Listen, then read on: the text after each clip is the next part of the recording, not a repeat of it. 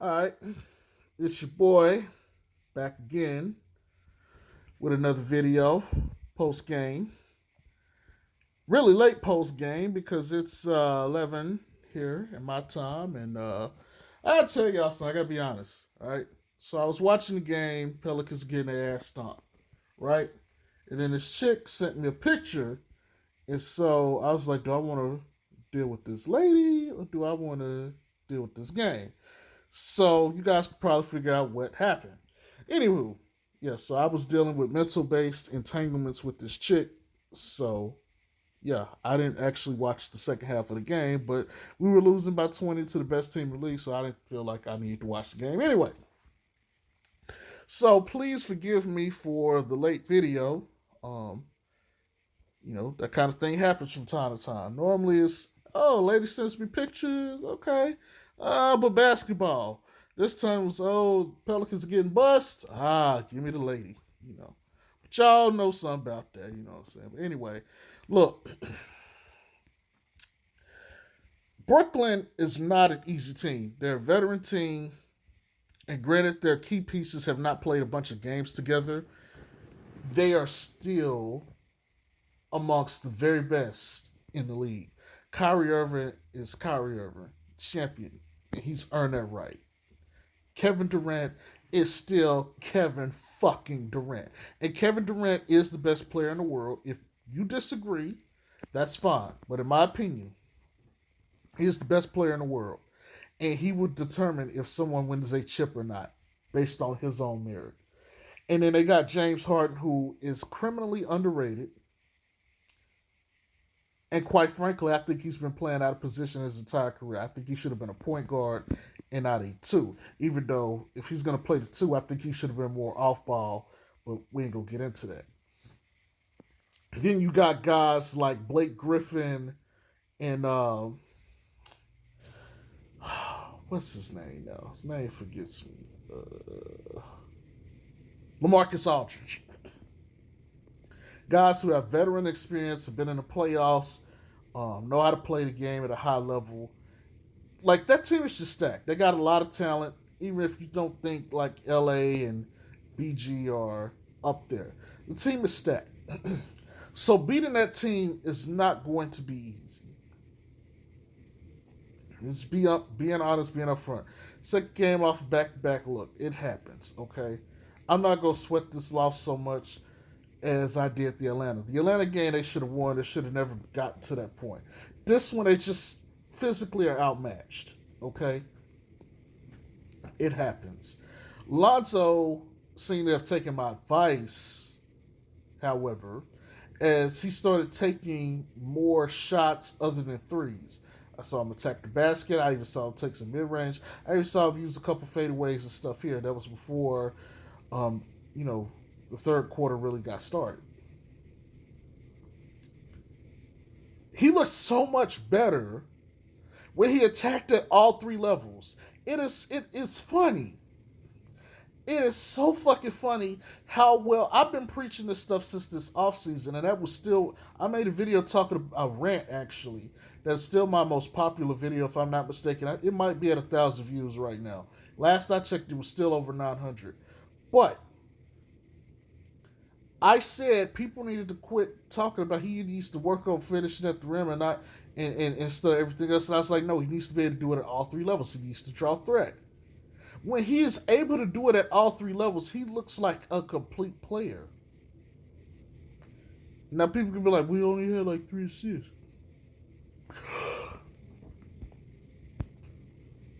I'm sorry, I'm yawning because it's late. It's almost midnight. Look, God level players or players that have God level talent will transcend anything and everything, right? Kevin Durant can do what? Score at all three levels. Dame Lillard, all three levels. Steph Curry, all three levels, right? If Lonzo wants to ascend to another level, he has to be able to go to all three levels consistently. Even Chris Paul, considered point guard, can score at all three levels. It's basics. If you first of all, if you're a point guard, you want the ball in hand, you gotta bend the defense. Going back to my video about point Zion versus point Lonzo. one of the things I said was Zion bends the defenses. They form to his gravity. If Lonzo can bend the defenses, it helps the team. But he don't bend them enough except when he's shooting. And they're fine with closing out on him. It is what it is. So for me, he looked so much better this game just off the fact that he was willing to attack on different levels. Now, would I say this is a good game by him? No. I think he could have done more to some degree, but in terms of him and his shot selection, market improvement from what he did the other night. Okay? Bledsoe had a good game to start off with. I can't remember. I think Bledsoe ended this game with like 20 something points, like 26 points. I know he went into halftime with like 16 points, so he was doing his thing. Um, which is odd. You don't see too much of that from Bled, so I'm gonna give him his props. Outside of that, I think everybody else on the team pretty much did what they could do. It's like when you think about it, we just played LaMarcus Aldridge earlier this year, and he killed us on the Spurs. Had no answer for him. Now he's on Brooklyn. That don't change. In fact, it got worse because now they got way more weapons. Blake Griffin, I don't think we played him this year. But his understanding of the game, he's so much physically gifted, and he's a vet with experience, and he can do a bunch of different things on the court. It's a problem. We don't have the personnel for this team. Most teams don't have the personnel to deal with Brooklyn, especially the Pelicans. But the Pelicans' defense is so garbage that at the end of the day, KD came back to play the Pelicans. Why? Get in a rhythm, easy shots, not going to be hard. That's the kind of game you want when you come back. You don't want to have to play a game where you're being ultra competitive, especially off Achilles and off the hamstring. You're trying to, watch those injuries and make sure you take care of that player's body. You don't want that. So, for me, this was the perfect time for KD to come back. Having said all that, look, I like Stan. I really do. But this scheme, this defensive scheme has got to change. And it was funny, I was watching a B-ball breakdown video and they were talking about the Celtics. The Celtics defense is basically as bad as the Pelicans. And they're giving up threes. That's not good enough for modern day offenses now. You have to take them out of the three ball and force them to take twos. And I think being able to guard the perimeter is probably the best or the most important thing now on the defensive end because those threes are so valuable and teams are taking so many. Look at Atlanta. Atlanta got 11 of 11 in one quarter. That's 33 points. It's 33. 11 of 11 twos would be 22. That's an 11-point difference. That is massive. That is massive. Okay? At one point, I think Brooklyn was 10 of 16 from three. That's 30 points. And if I'm not mistaken, at one point they had as much as like almost 40-point lead. I know they had at least 30. So to me, it's just like this scheme has got to change. You can't allow teams to just shoot us like this every night. And I get it. Stan doesn't have the personnel that he needs, so he needs to. That's not an excuse at this point now. You don't have personnel you need, fine. You need to build a defense that works for the guys you do have. And sometimes it don't need to be complicated or complex. It just needs to be standard and straight. Run the guys off 3-point line, send them to the shot blocker. Well, Steven Adams ain't a shot blocker. Okay, fine. Then maybe you need to start Jackson Hayes. That's what you got. Run a defense through him. Jackson Hayes has affected shots with his athletic ability and his and just straight up timing and leaping. I saw Kyrie Irving attack the basket and miss the shot because he had to get the ball over Jackson Hayes and it affected the shot so much so that he ended up missing. If that had been like Steven Adams, he would have got that shot over Steven Adams and it would have went in. These are the kind of things that we need to start discussing and talk about if we're going to critique Stan Van Gundy. At this point, bad defense is no. But let me say this. At this point in time now, you got to start considering maybe you should tank for a draft pick.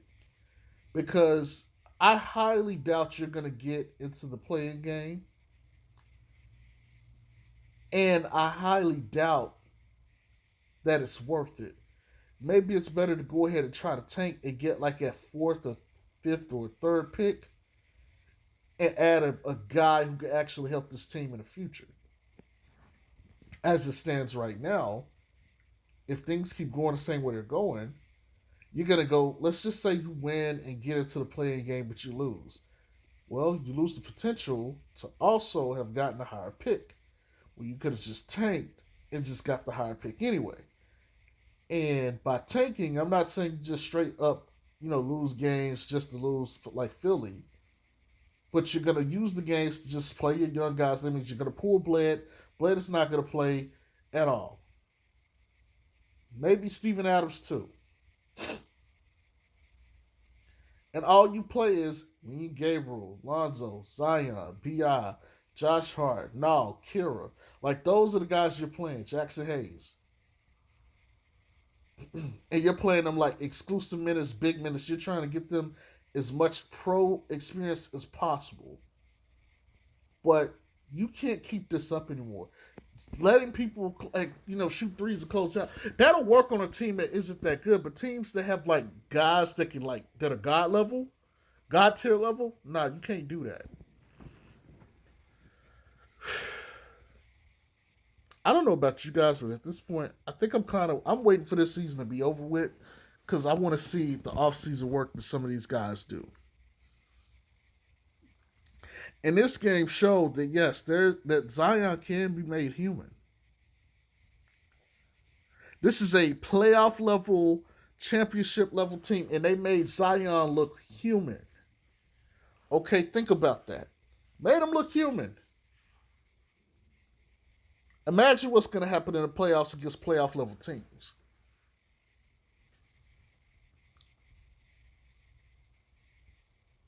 So anyway,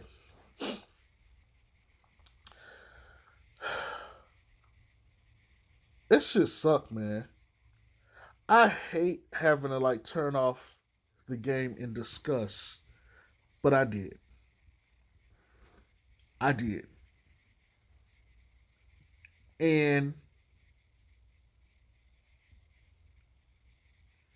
as a Mavericks fan, I'm disgusted. Like I know what greatness looks like. I know what championship level greatness looks like. Dirk had one of the greatest championship runs of all time. He beat too many Hall of Famers like for him not to be like top two, at worst three championship runs of all time. Tons of guys, including Kobe's Lakers in his prime, like including the San Antonio Spurs.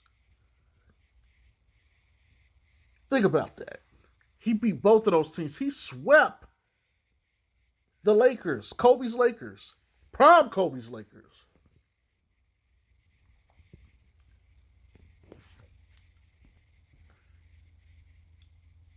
And he did it with like Sean Marion, Jason Kidd, Peja Stojakovic, Jason Terry, Tyson Chandler.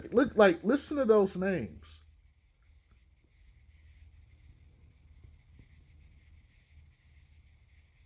I know what greatness looks like. I know what winning looks like. He carried that team by himself. Now, granted, he was in his 30s, and Zion and B.I. Alonzo are nowhere near close to that. But I know what greatness looks like. I know what great coaching looks like too. I know what a historically, well, I ain't gonna say historically, but I know what a good front office looks like. There's so many issues with the Pelicans. One thing isn't gonna fix everything. But you got to make enough little moves so that they eventually add up to bigger moves. And I'm not going to be one of these people that's going to sit here now and say that trade for JJ wasn't good, because it was. But I don't want to sit here and pretend like James Johnson and Iwandu are going to be these two amazing players that are going to be on this team for forever and have a dramatic impact. No, for right now, they're doing their job, but it's not enough. Like, and I'll say this and I'm going to close this video out. If you take away the core, and the core means the big three of this team, how valuable are the rest of the pieces on this team when it comes to winning? Think about Golden State and how they look right now. If you take away Steph Curry, what does that shell of that team look like? Look at the Lakers, okay? When they lost both of their top guns. The core of that team, look at what that looks like. And they're basically a 500 team since that's happened. We can't even be 500 with what we have.